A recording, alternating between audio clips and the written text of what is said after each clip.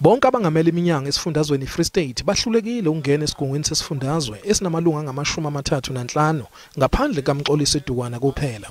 We further congratulate all young people that were elected into the Provincial Executive Committee. We further make a clarion call to the newly elected leadership that they should institute and establish processes in which we are going to see a reconfigured representation of ANC in the provincial legislature. So the issue is still up for discussion. They've expressed it, and we will also be able to sit down and engage and also give our own perspective on what really needs to happen, because there's quite a number of things that we need to weigh up. Omunye wabahlaziyi uxwayisa ngokushiywa ngaphandle kaSisi kanye namanye amalungu eCabinet yakhe.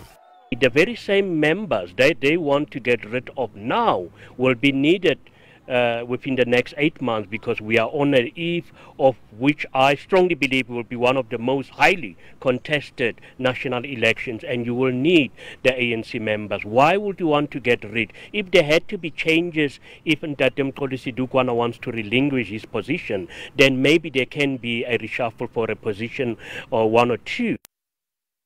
Lesifundazwe ifezile dabi lufuna owengamele ezemfundo nobese yilungu lesigungu sesifundazwe isikhathi eside uTate Mahwe afakwe esigungwini sesifundazwe njengoba aqokwa ngo-2009 kwesokwangamela ezemfundo.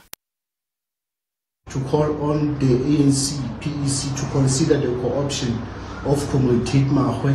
uDukwana nguyena oholi ANC esifundazweni kumanje ngemuva kokushiwa kwakhe kwezombusazwe kusukela ngesikhathi axoshwa njengowangamela umnyango ngo-2012.